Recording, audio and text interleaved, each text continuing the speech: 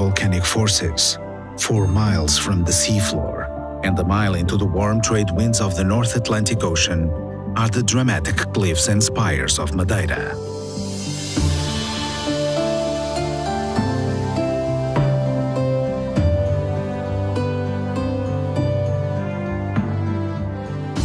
A place of legend since Roman and Viking seafarers first gazed upon these cliffs, Madeira's fertile slopes were eventually claimed by Portugal in 1419 and settled soon after.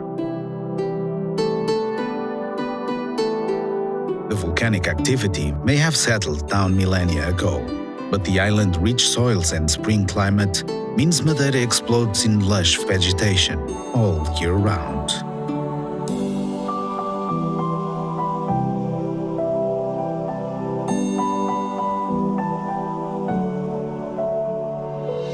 Madeira's capital, Funchal, was named after a wild fennel which once carpeted its hillsides. Situated on the island's southern coast and with a population of just over 100,000, this is the island's only true city. Madeira may be closer to Africa than it is to Portugal, but in Funchal, the textures of Lisbon are never far away. Walk streets paved with patterned stonework that evokes the spirit of Portuguese culture and pride. Explore centuries-old churches and homes which have endured pirate raids, German U-boat attacks, and earthquakes. Funchal is filled with fabulous museums, but for nature lovers, Madeira's finest exhibits are found outside. Set high on a sunny slope over the city, the botanical gardens of Madeira showcase the plants which thrive across the island's diverse biomes. The gardens feature rare species native to the island, as well as 100 more brought here by green-thumbed sailors and settlers throughout the ages. Just 2 miles away, at the Palheiro Gardens, stretch your legs along the trails that wind through sweet scented woodlands and exquisite flower beds centuries in the making.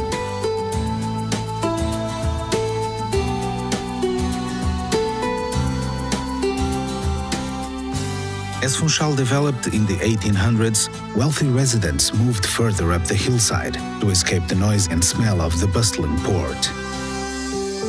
If you're seeking a little serenity, ride the cable car to Monte Palace Tropical Garden, which features olive trees dating back to Roman times, tranquil Japanese gardens, and mosaics depicting great moments in Portuguese history. While Madeira's formal gardens are impressive, it's often the more practical plots that steal the show. From Funchal, head west, along the coast of the neighboring town of Câmara de Lobos, where grapes and bananas ripen on terraces. Vegetable fields cling to the edges of cliffs, and the fruits of the sea dry in the salty breeze.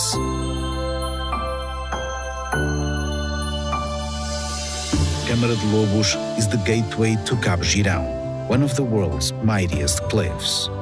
Take a deep breath and step out upon the glass cliff walk, the highest in all Europe. And yes, those are crops down there. Madeira's farmers will plant wherever the soil is good, and the growing conditions at the base of Cabo Girão are the most highly prized on the island. You will find plenty of colossal views just a 15-minute drive east of Funchal too. At Carajau, follow the steady gaze of the Sacred Heart statue out to sea, and watch divers far below enjoying the undersea gardens of the Marine Reserve.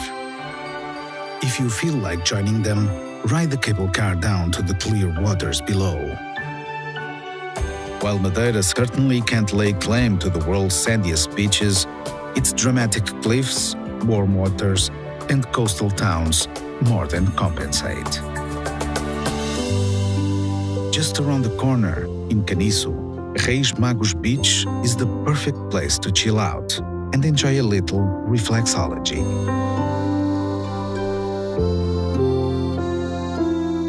You will find plenty of places to cool off in the neighboring Santa Cruz too. After your swim, follow the promenade beneath the battlements of Port San Fernando, past palm trees and pastry shops, and into the whitewashed embrace of the old town.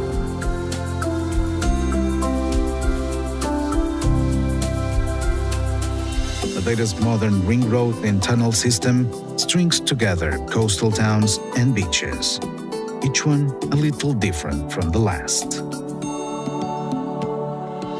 If you're looking for the island's sunniest spot, head to Ponta do Sol.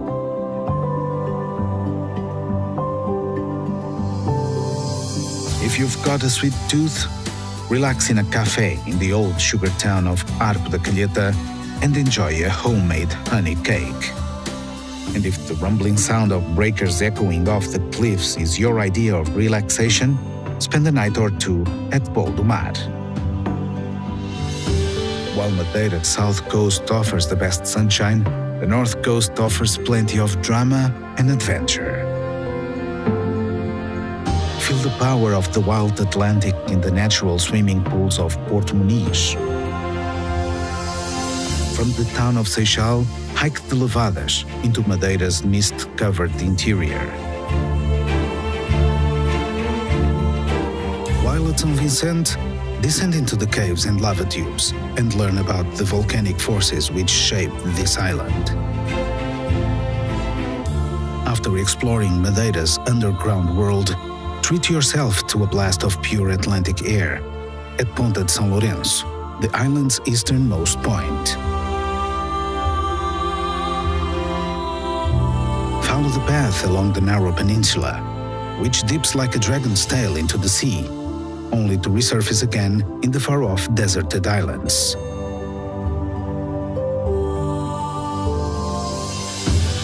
Once you've explored the coastline, head to the mountains, where the landscape becomes even more extreme.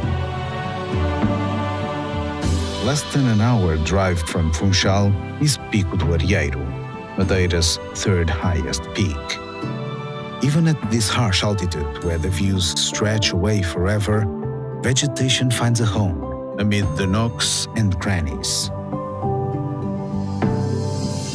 From here, experienced hikers can head off along the knife-edge trails to even higher peaks.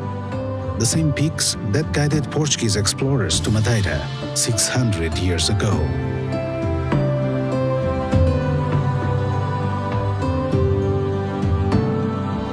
When those explorers first stepped ashore on Madeira's southern shores, they dropped into their knees in grateful prayer, and the outpost of Machico was born. Just a few decades later, church bells echoed off the newly terraced slopes. Forts guarded the town from passing pirates, and mills crushed sugarcane into liquid gold.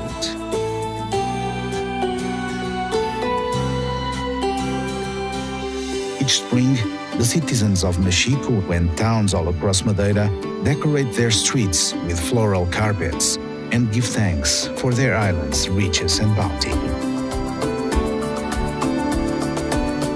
Once you've bathed in Madeira's waters, walked its gardens, and touched its clouds, you'll be giving thanks too.